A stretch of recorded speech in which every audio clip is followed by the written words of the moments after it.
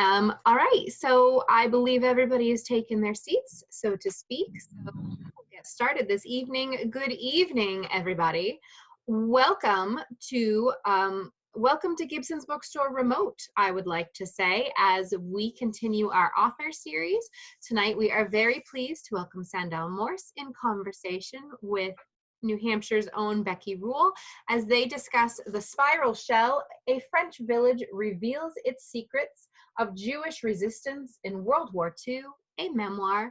Please join me in welcoming them today. Hello, Becky. Hello, Sandell. Thank you for joining us today. Hello. Hello, Elizabeth. Well, I'm going to introduce Sandell, and then our plan is to do 4 short readings, for Sandell to do 4 short readings that will generate a little discussion between us. And then we will open up for questions and comments from our audience. And we're so pleased that we have one. So Sandell Morse is a nonfiction writer who's been published in some major literary magazines, including Ascent, Plowshares, and Solstice. She had a notable mention in Best American Essays of 2013. She was nominated for a Pushcart Prize and Best of the Net. This is her first book. Is that right? Her first book. I know Sandell because we both went to UNH, to graduate school at UNH to study writing. I studied fiction writing. Were you in nonfiction, Sandell? I was not. I was in fiction. You were in fiction. I thought so. And then we stayed on as instructors for a number of years and became friends. And I know I've been following her career, and I hope she's been following my career all these years. And it's so wonderful to reconnect in this way. I'm really happy to do that. So I'm going to ask Sandell to jump right in with a reading, if that's okay. Okay. This is a book about self-discovery. Is that fair to say? It's a book about a journey and journeys. And Sandell and I have chosen readings that the first one is early in the book and then a little later in the book. And then so you get a sense of the scope of the book. And so we'll talk about it. Sandell. Okay, well, before I begin, I need to give a big thank you to both Elizabeth and to you, Becky, for doing this. This is absolutely amazing. I mean, I had this book come out, 2 weeks ago in the middle of a pandemic, and that was like, oh my gosh, what is going to happen? Everything is canceled, but then everything has moved online, and we're actually getting great audiences. So thank you, Elizabeth. So this is the very beginning of the book, so I don't have to explain anything. I knew so little of my own history. On my father's side, I had 2 names, Henriette Ducasse and Jacques Hirsch, my great-great-grandparents, both born in Héricourt, France, a commune in the Alsace that used to go back and forth between France and Germany, a spoil of war. Newly married, the couple sailed into New York Harbor, and as far as the family knew, they washed up onto American shores without a past. My father told me only those names, no names of parents, grandparents, sisters, or brothers. No stories of a family's joys or its heartbreaks and struggles. Whatever had gone before evaporated into the air of a brand new world. My father told me stories of his family's American successes, a brownstone on the Upper East Side, a shoe store on Fifth Avenue. A block long, he would say, the space between his gesturing hands growing wider and wider. For me, a child given to fantasy and fairy tale, that shoe store grew into a department store, and the brownstone became a castle. Yet, there was truth to my father's stories. I had a newspaper clipping dated 1902, probably from the society pages of the Hartford Courant, announcing a marriage and listing the elegant wedding presents received, among them being a check of a large amount from Leo M. Hirsch, an uncle of the groom. This was my great-grandfather, the proprietor of that block-long shoe store. The Hirsches were German Jews, Reform Jews, aspiring to both social status and wealth, assimilation their goal. My father taught me that being Jewish was no different from being Christian. It's a religion, that's all, he'd say, as if to convince himself as well. He wanted to pass, and he wanted me to pass, not inside the house or among fellow Jews, but in the Christian world. He insisted Hirsch was a German, not a Jewish name. For years, I didn't know he was wrong about our name, but I did know he was wrong about Judaism and Christianity. Growing up, I shared things with my Jewish friends I didn't share with my Gentile friends. A touch on the shoulder, a nod, a glance. I knew, too, there were places I wasn't welcome. Once, visiting Grandma Rose, my father's mother, and my step-grandfather in Miami Beach, where they spent winters, I saw a sign in the window of a boarding house, no Jews. I saw signs over drinking fountains, colored, white, with or without sides, America named its outsiders. In that old newspaper clipping, the word reverend replaced rabbi, temple replaced synagogue. The ceremony was performed by the Reverend Mr. Levy of the Orange Street Temple. When you changed rabbi to reverend, you tossed away centuries of learning, letting assimilation subsume knowledge and culture. When I was a child, school forms asked for my religion. Write Hebrew, my father would say. What's wrong with Jewish? Just do it. My friends didn't go around calling themselves Hebrews. We were Jewish. We didn't say Jew, an insult. And because we were growing up in the shadow of the Second World War, we knew about concentration camps, gas chambers, and lampshades made of human skin. We whispered about those lampshades on the playground, the way we whispered about sex, knowing and not knowing, believing and not believing.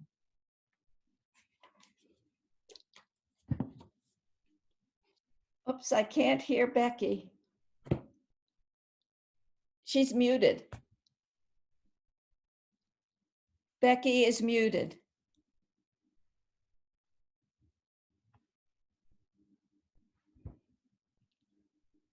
Myself. There we go. There we go. So I don't know what you said before, Becky. Elizabeth has so much power.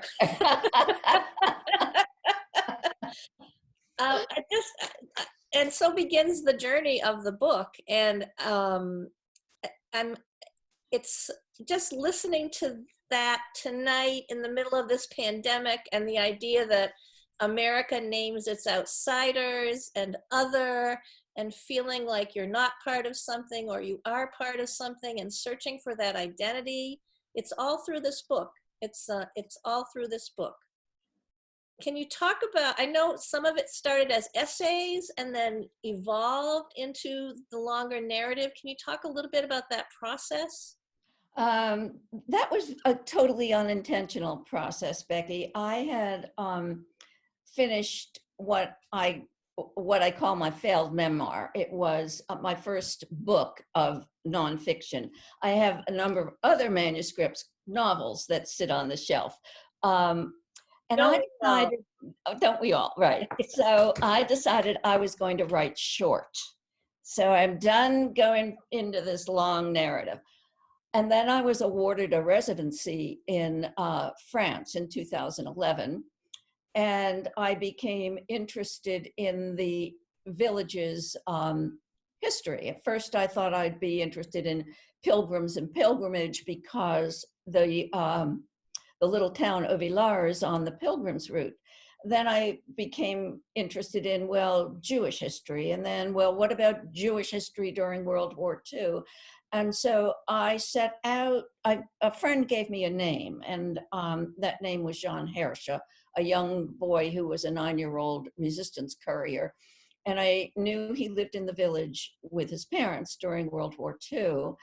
And I thought that I would write essays, 1 essay, 2 essay, 3 essays. I had no idea. Mhm. And then I don't know, I don't want to get too much into it for just this one question, but I eventually ended up with about 8, 9 essays, and I thought, well, I can collect them into a book. So it's not as easy as you think, because the book of essays also has to have an arc. But I thought I would take a class at one of my favorite places, which is Grub Street in Boston. It's a literary organization. And the class was called Finding Your Book. Mm. And it was taught by a literary agent who also taught in an MFA program. So I thought, great. Well, it turned out that it wasn't working as a collection as far as she could tell. And she said nobody would buy it because at that time it was, you need a name, turn this into a narrative. And that's actually how the process began. And maybe it took 4 more years. 4 more years. Yeah. 7 or 8 essays is not a memoir, is it? It's a different No. different kind of beast. And I know that trying to put pieces together is a real challenge. It's a challenge, and yet you persevered. Well, I did. And what was threaded throughout was my own story. But that was the part that really needed to be amplified. Hmm. And that was the hardest part. Hmm. Yeah. I know we both started as fiction writers, and I also sort of veered into nonfiction humor, into humor. But that journey is interesting in itself to me, and I'm just wondering how that happened, how you veered from, or are you still writing fiction? How's that? How does that work? No, I'm not. I'm very, very comfortable with nonfiction. I think it suits me better because I get to have opinions, and yeah, I do like that. And I know you kind of need plot, but I could never plot well. Mm, So I think I was sort of a nonfiction writer, but in those days, you know, Becky, that was like, it was either journalism or fiction. Creative yeah. nonfiction was really not It was there. just beginning. Creative Right. nonfiction was a surprising thing that we read about as if it were a creature from another planet. It's like, what Right. is this called? Right. Creative nonfiction, and now we embrace it. And memoir is so popular. I think Hmm. it's Yeah. people want to know other people's stories. They're hungry for it. So you got this residency. Right. You've sort of was that hard? How do you do that? How do you get to go to France to Go to write? France. Yeah. Well, Come on over, Sandell, and write in France. so for years, actually, my very first novel, um, I got an agent for my very first novel. You know this story, Becky. You get the agent doesn't sell the book, and then anyway. So that got me my first residency at the Virginia Center for the Creative Arts because I had a project I needed to redo, revise for the agent, blah blah blah. And so then, because I kept publishing, I think the Virginia Center for the Creative Arts kept taking me back. Mm-hmm. And they are the people who own and operate Moulin à Neuf, which is the residency in Auvillard, France. And I have been fortunate, and I do thank my husband in the book. He's made it very possible for me to travel and to do all these things. Mm-hmm. I say I've been on a John Rule Fellowship for 40 years. Oh, yes. Well, I can beat you on that one. Even longer, even longer. Might Well, be a good opportunity to answer this audience question from Jean. Could you please explain creative nonfiction? oh, yes. I'll start, but creative nonfiction to me is nonfiction that incorporates a lot of the elements of fiction, dialogue, description, flights of thought, that kind of thing. Sometimes the organization is fluid. Go ahead, Sandell. Well, you know, the early writers of creative nonfiction, although they didn't call it that then, were Truman Capote and what's his name? Tom Wolfe. Tom Wolfe, yeah. Tom Wolfe, yeah. And so, yeah, it's a you don't change events. You tell the truth. You tell it in the right time frame, but you might fudge a little bit on the dialogue and make some of that up. Sure. And you might compress time, but you will not violate what I consider the truth of the manuscript. Sure. We can't remember dialogue that happened, 30 years ago, but we can recreate it in a way that is realistic and that nobody's going to say that that was never said, because that's not the purpose of it's not a document for the ages. It's a personal take on a subject, I think. Yeah. That was a great question. question. Well, our next reading takes us to France. And I am looking forward to hearing more of Sandell's French accent. Oh, Sandell, I hope there are any true French speakers out there will forgive me because I am terrible. So I am in France and I'm at Moulin à Neuf, which is the residency program, and I have a studio and I have a bedroom in a house with other residents. And the Pilgrim's Route is it's called the chemin in French, and it is a route that travels through France. In fact, there are many routes. And they all end up at the Shrine of St. James in Santiago del Compostela. And my window of my studio really looked out on this pilgrimage route. Let's see, I told you a little bit about Jean Hirsch, who is the young resistance courier. I didn't tell you, but I think you've probably figured it out, that my maiden name is Hirsch. And when I first got his name, those matching names actually hooked me. So I don't think I need to tell you anything else.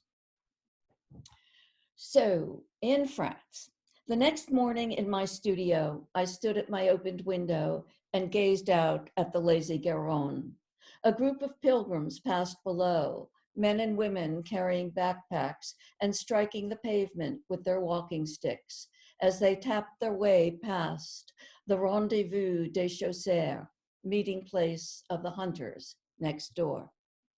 On the chemin, pilgrims walked through forest paths. They walked alongside farmers' fields, and they passed through villages and towns on their way to Santiago del Compostela.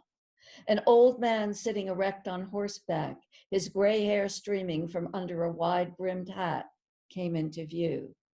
He rode western, holding the reins in his left hand and clutching the lead rope of a donkey in his right. The donkey carried packs along both flanks. A religious pilgrim? A vacationing pilgrim? Had this man stripped his life down to these two animals and these packs? I was letting myself get distracted. It was time to find Jean Hirsch. Inside Le Marie, the town hall, I was struck by the light. Remodeling had opened this medieval building to the outdoors, with particularly wide glass windows and a glass door, all spanning the facade. Sunshine poured in. I asked to speak with Madame Falk. Cheryl, she's the resident director, told me that her family had something to do with saving Jewish children during the war. Madame worked here at Le Marie. We were two petite women standing on opposite sides of a high counter, trying to make sense of each other.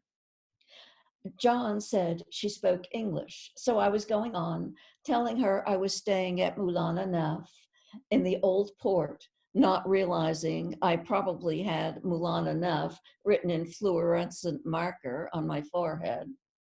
I said I wanted to know about Jean Hirsch, the 9-year-old resistance courier during the Second World War. That was all I had, his name and the names of his father and mother.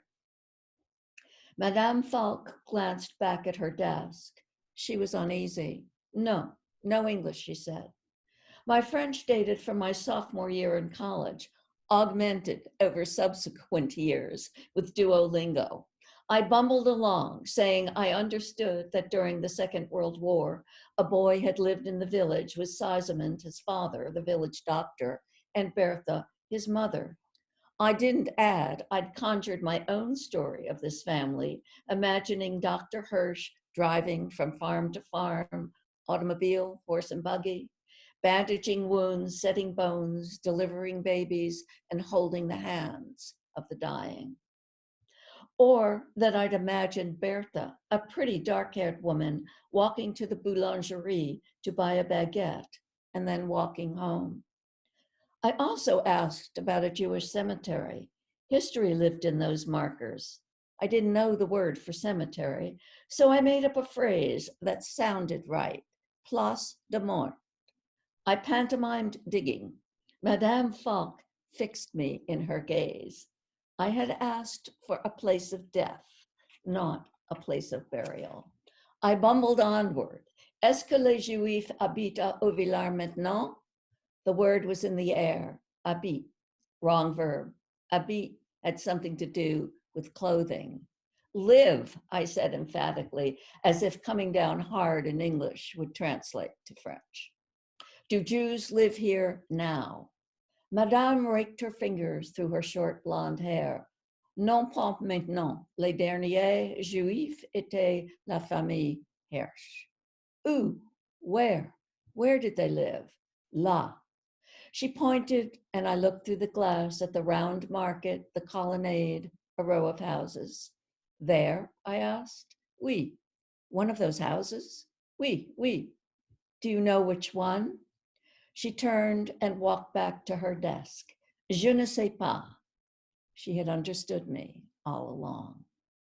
Was her unwillingness to speak before perfecting a language simply a matter of typical French pride, or was it due to something more?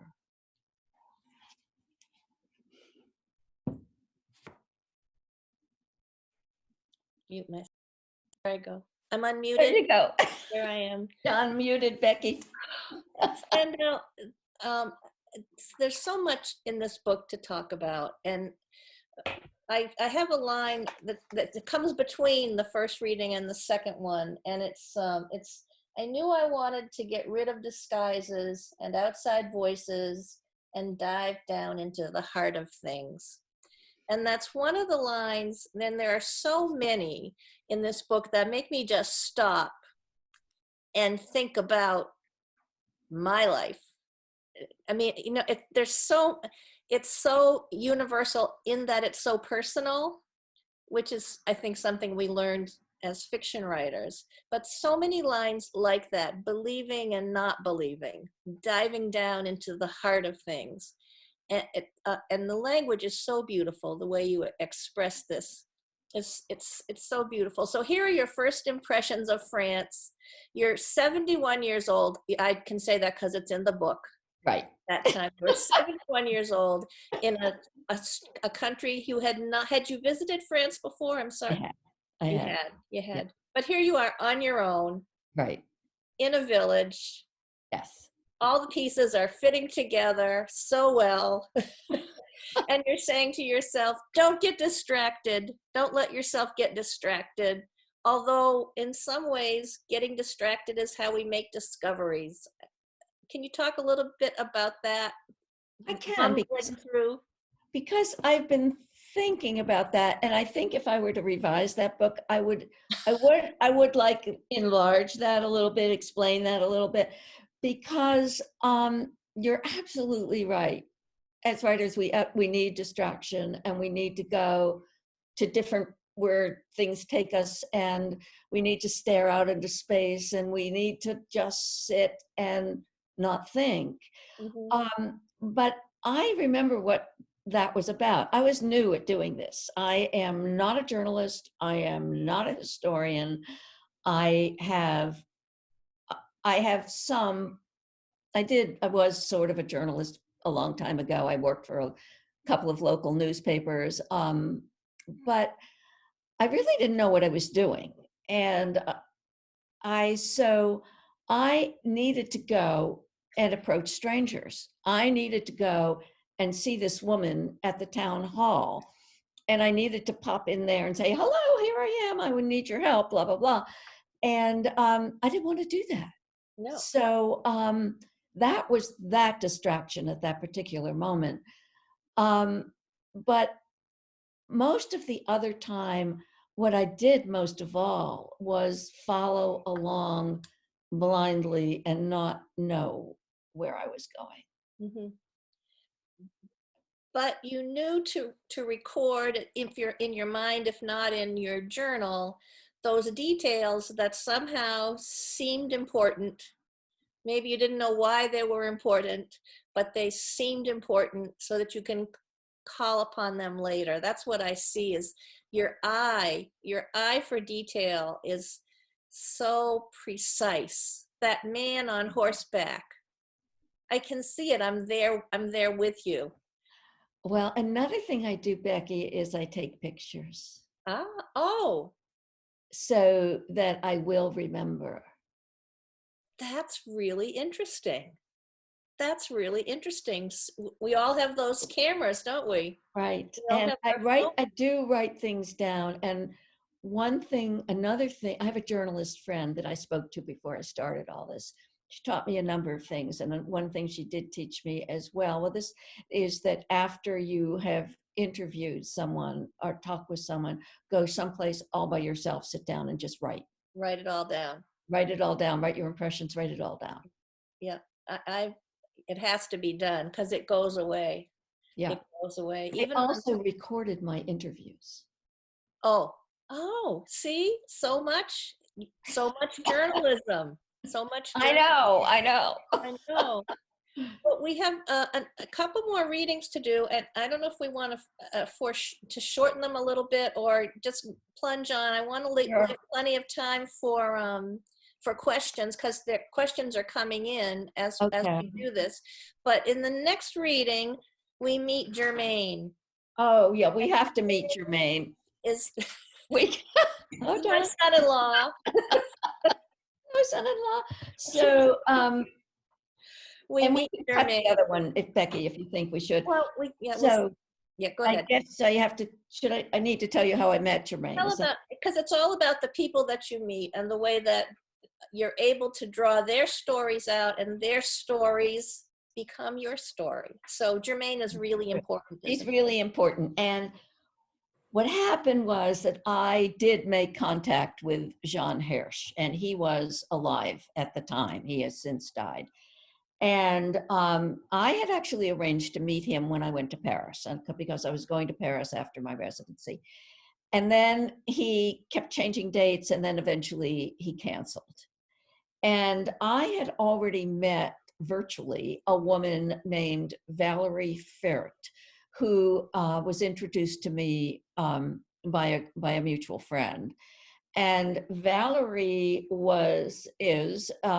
she studied Jewish history. She lives in Paris. She's French.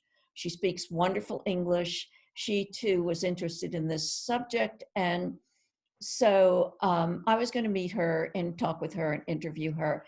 And when we met for lunch, she said to me, I know how disappointed you must be not to be interviewing Jean Hirsch. She said, but I have someone for you to meet. And I'm like, what? And she said, yes, I was thinking about who I could introduce you to. And then I remembered a woman I know named Germaine Poliakov. Her husband was a very famous French historian, and Valerie had taken classes with him. and she became a family friend. And Germaine became a caretaker in a secret house that protected Jewish refugee children during the Second World War in Beaulieu-sur-Dordogne, which is a village about 2 hours north of Eau-Villars. And this was during our first meeting when she is talking to me about the house. She was there. It didn't close for about 3 years. It had to close before the end of the shelter for the children. But this is one of my meetings with Germaine in her flat outside of, in a suburb of Paris.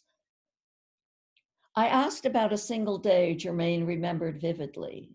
Germaine folded her hands loosely in her lap and spoke of a day in 1944 when German soldiers were marching through Beaulieu-sur-Dordogne and heading to Normandy.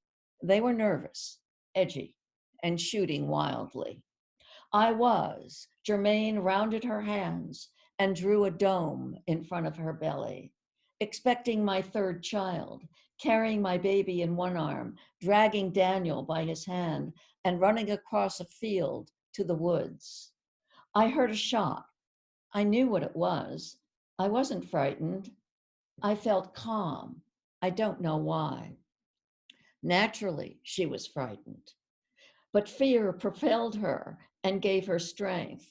A pregnant woman carrying her baby, dragging her toddler, her heart pounding, her belly cramping, adrenaline pumping her legs. I looked into my cup of golden tea. How did she find her way through all that, then integrate into the person she had become? A few days before, Germaine's granddaughter, a woman who became very religious and lived in Israel, had come to visit with her children, boys who wore payas, side curls. I wanted to make them lunch, Germaine said. They came from so far.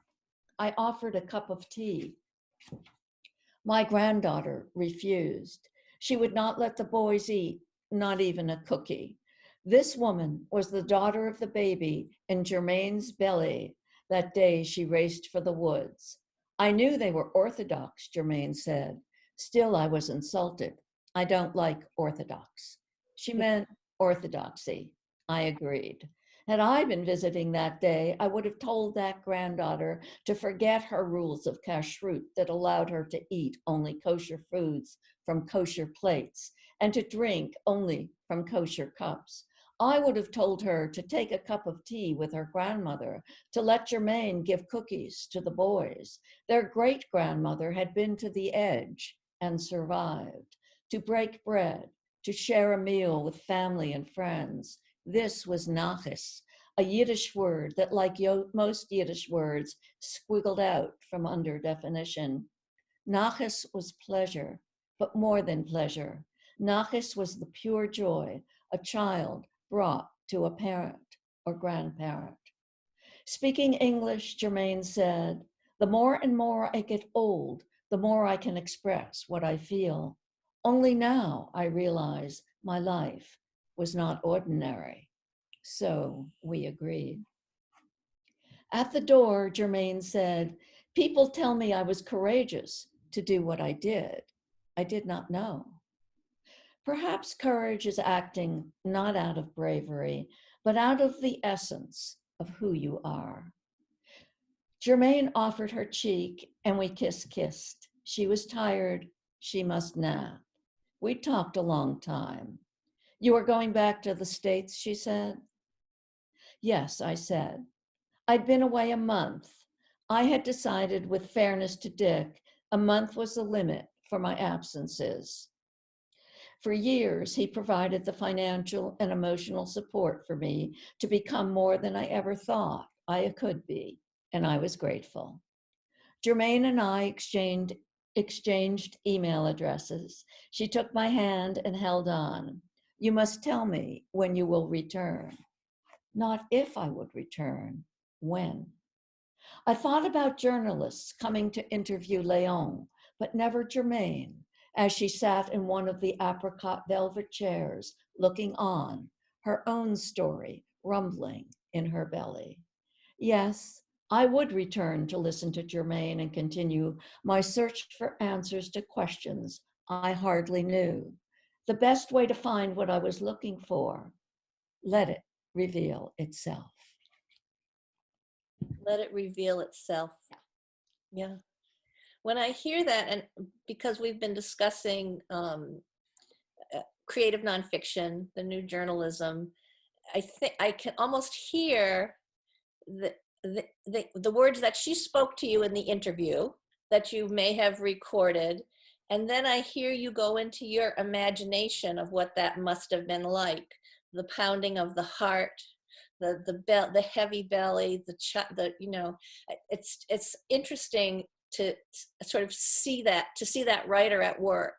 And then when you write, and I think this is my favorite line in the book, the daughter of the baby in Germaine's belly, the day she raced for the woods. You could have said it in one word, you know, Germaine's granddaughter, but or when, whatever. Yeah. No, you're correct. But my shaking my head was, no, I couldn't have said it that way. No, you couldn't. You couldn't, because you wanted to get that meaning. This is what a writer does. This is how a writer elevates a moment. And that it's just so perfectly phrased. The daughter of the baby in Germaine's belly, the day she raced for the woods.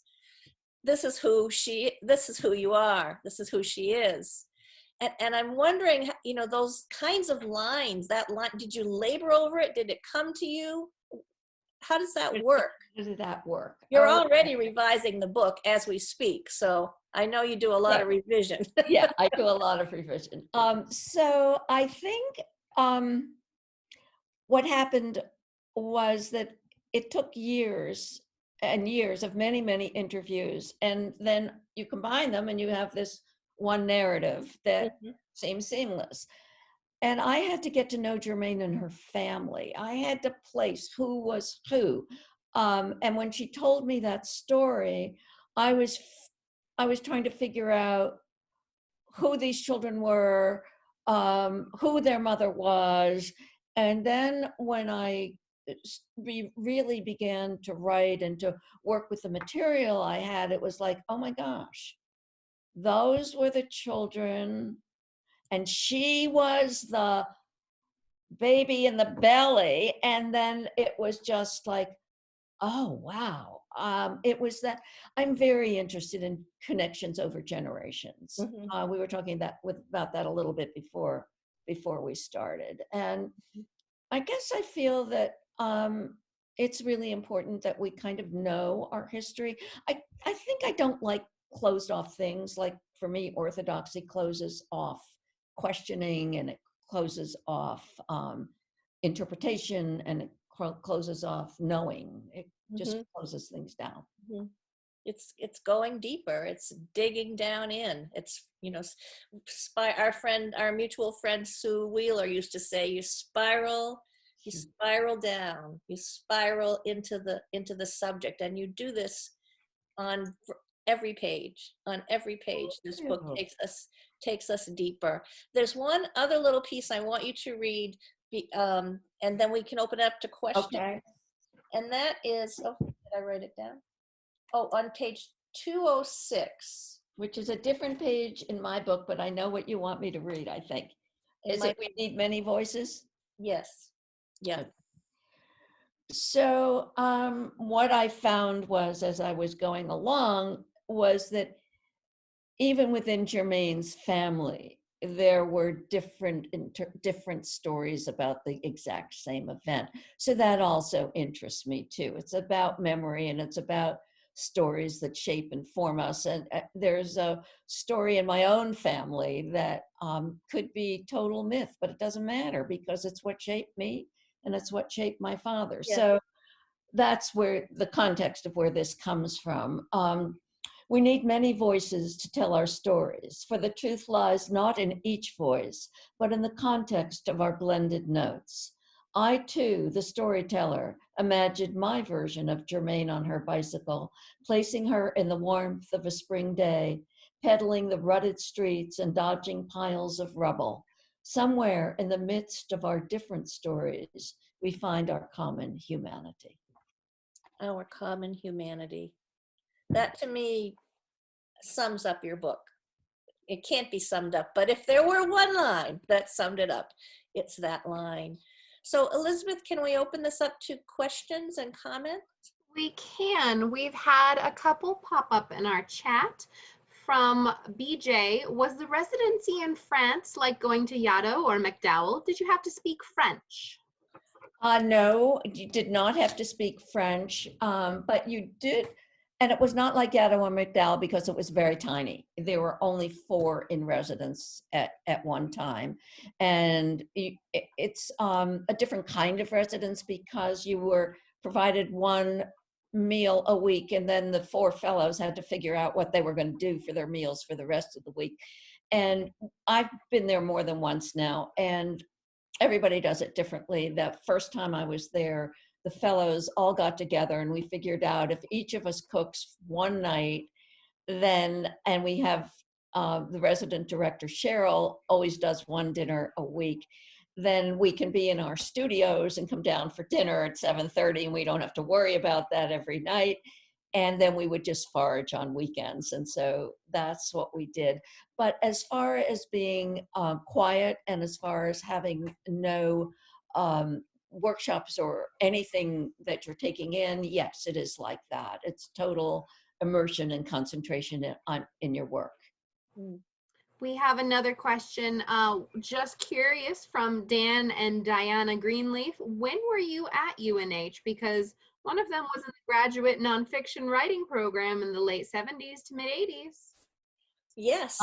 Let's see, I started in, I think it was 84 or 85.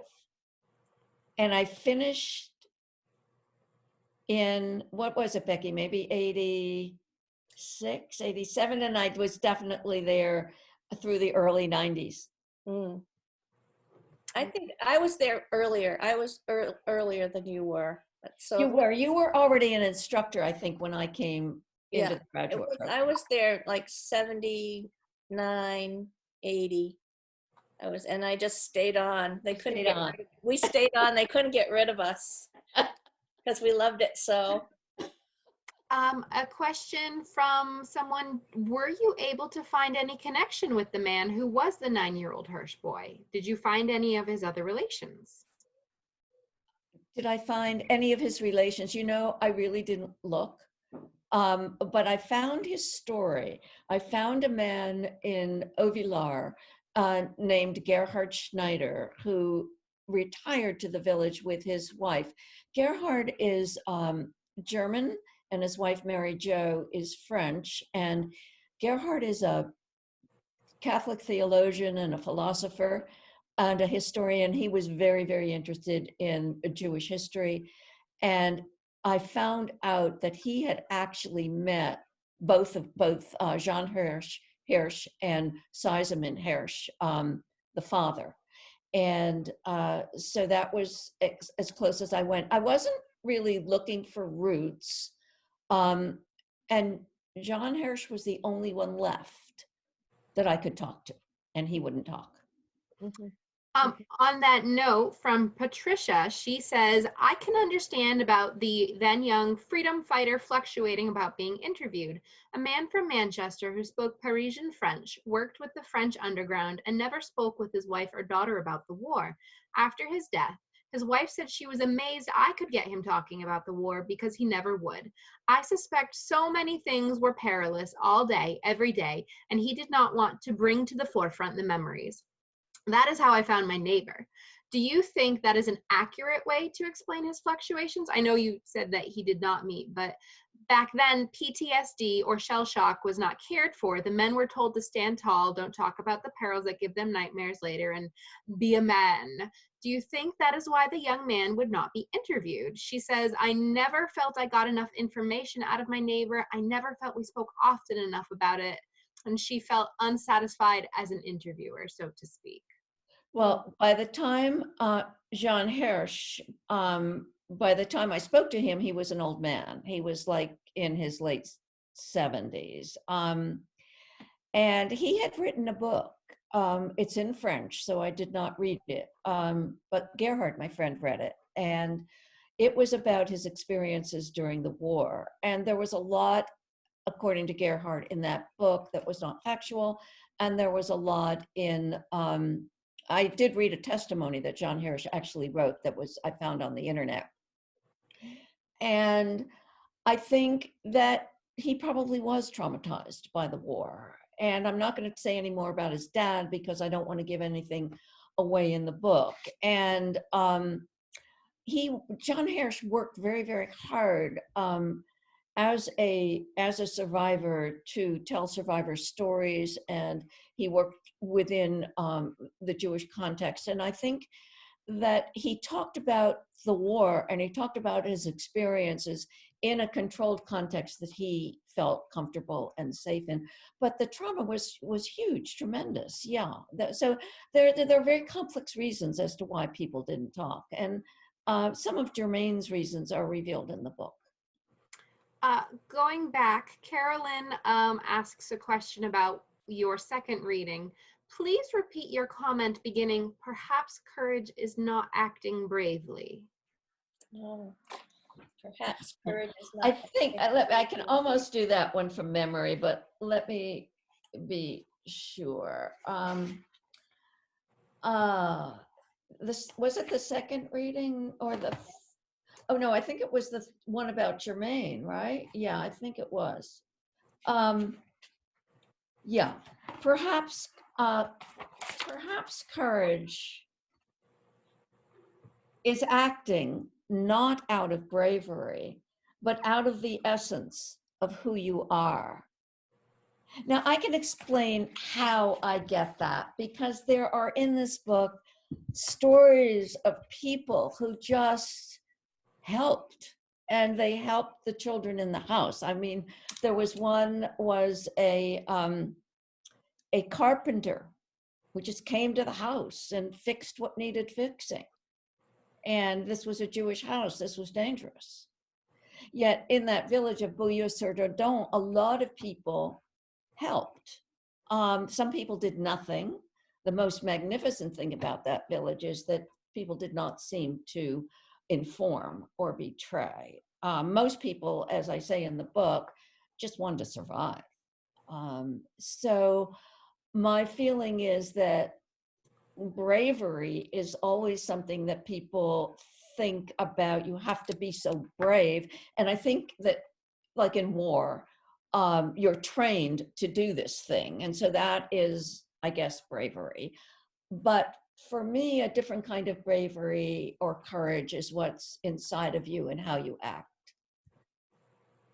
Mm-hmm. We have a question here. Let's see. Several comments. Grace loves the idea of taking photographs, easier than all that journaling. Valerie says, in creative nonfiction, how do you reconcile things if your version of the story is completely different from someone else's rather than different shades of the same thing? Sometimes a family's outcast member or black sheep, so to speak, has a completely different impression of things. So how would you reconcile that? You don't. Why do you reconcile it? You don't. You live with the contradiction. You're telling your story. You're telling your story. Everyone can always tell a different story. Yeah. What is that famous journalism exercise where someone bursts into a room of journalist students and they they do a fake robbery or a fake something or other, and then they run out of the room and everybody writes down what they saw. Mm-hmm. Everybody saw something different. Sure. And we read your version of what you saw because we're interested in you. And that's what I love about this book is we have the story of the village and what happened in the village and the people of the village, which is a mystery in itself. You have to dig into that and solve this mystery. But the story overlaying that is your story and how you, and your life and how it, and the two intertwined to me is where the power in this book lies. Thank you. All right, so we are running low on questions. So if anyone has one that they'd like to jump in with, now is the time. Hello, Scott. Your publicist is very pleased with our presentation here tonight. So glad you approve, Scott. We practice. Let's see here. Pete says, lovely presentation. He wanted to share that he read today that a recently discovered memoir from the childhood of one of France's great writers, whose works include historical narrative and also fiction set during the occupation. Simone, I'm sorry, I'm Polish, not French, so I'm going to struggle here. Simone de Beauvoir? Yeah, de Beauvoir. Beauvoir will soon be published. And then he loved your riveting reading. All right, let's see. From Jean, was there anything about either her research or your writing? Oh, was there anything about your research or writing that surprised you? Oh, that's always a really good question, isn't it?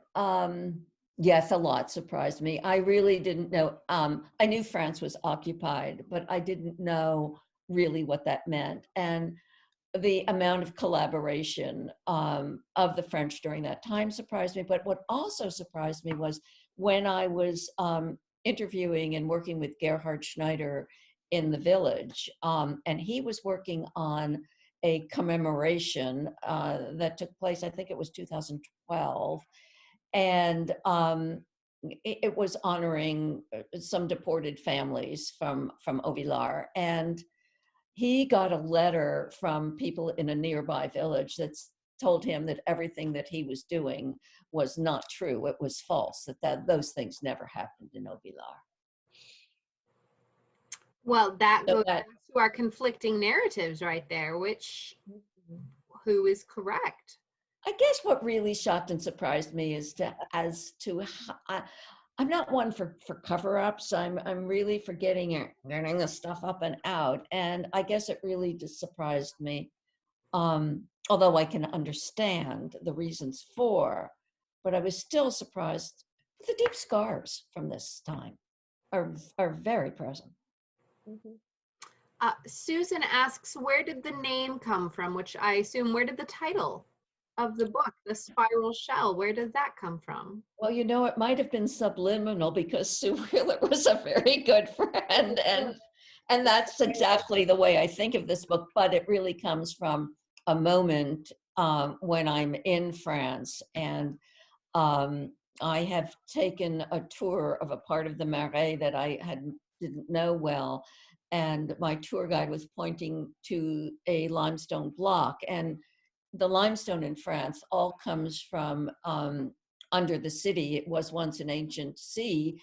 And so he was pointing out a tiny little indentation in the limestone that was actually the indentation of a spiral shell. So it was like to show you that, yes, it was indeed a sea. And I was so taken with that. I just stayed there for a while. Then I had to catch up with the group. Then we went somewhere else, and the guide was looking down in what looked to me like gravel, but it was pieces of limestone and different things. And he looked down, and then he picked up something, and I thought, what's he found? A penny, maybe something, I don't know. And then he dropped it into my palm, and it was this tiny, where is it? Tiny, desk. Tiny, very, very, very, very tiny spiral shell. Wow. And it became kind of like, it's in the book. It's a thing, and it's toward the end. Mm-hmm. Mm-hmm.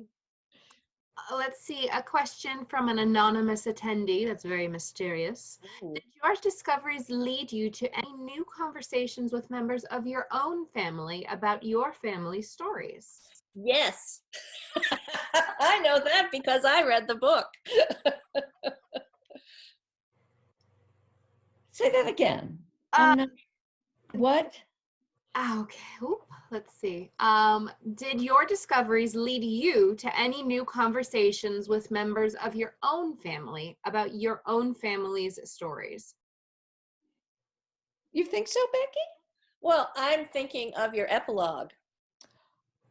Oh. And we don't want to We give can't away, reveal the we epilogue. can't reveal the epilogue, but safe to Oh, say yes. that this has changed your life in Yeah.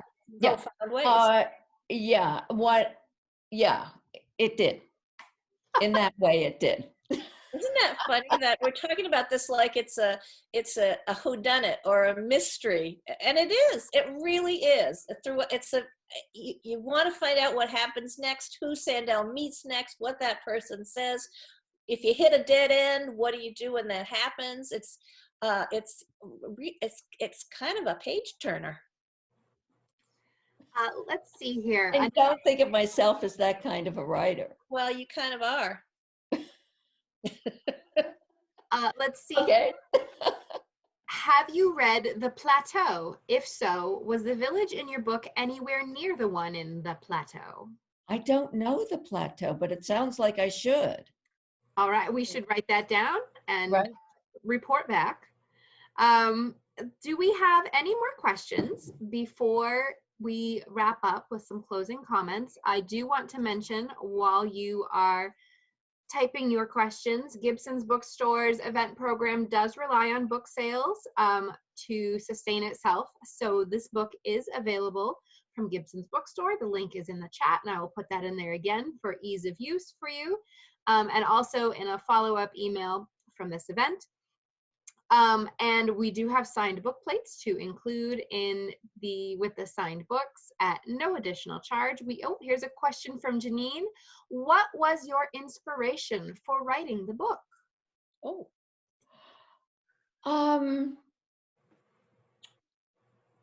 I think that the story and the connection was very deep in me, and I think it was always there. The themes in this book appear in my other work, and so I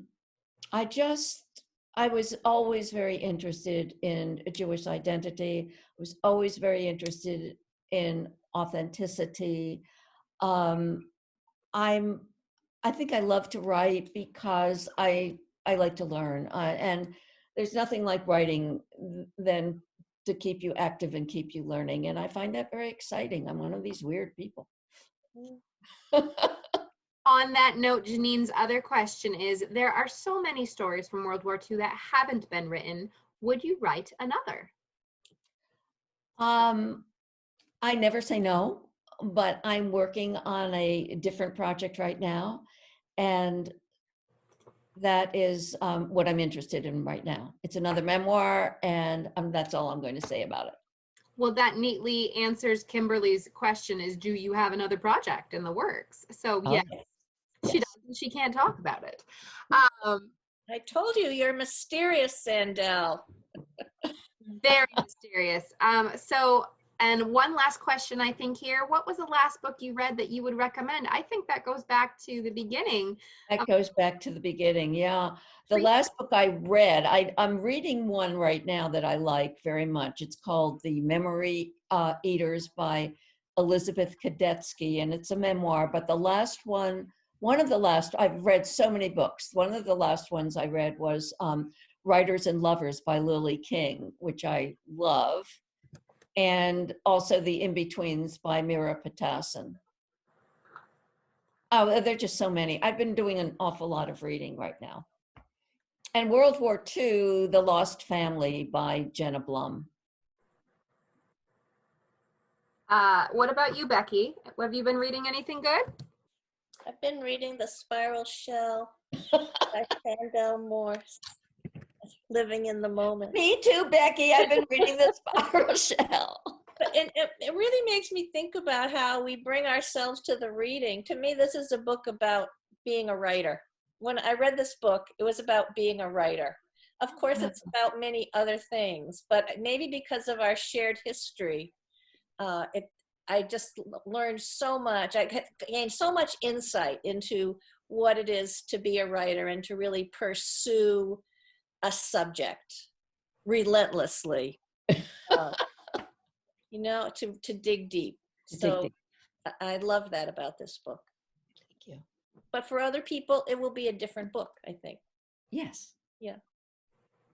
All right. Well, thank you so much for joining us this evening. Thank you, everybody joining us from home. We have had a great discussion. This sounds like a fantastic book for all of you guys to pick up. On Gibson's Bookstore, we have 99-cent shipping going right now. And thank you very much, everybody, from joining us in Gibson's Bookstore remote, live from Elizabeth Joel's basement. And Becky Rule's office and Sandell Morse's study. Please join us at our next events. We are so pleased that you joined us here tonight. Thank you so much, everybody. Have a great evening. Thank you. Thank you, Elizabeth. Bye-bye. Bye-bye. Thanks, Becky.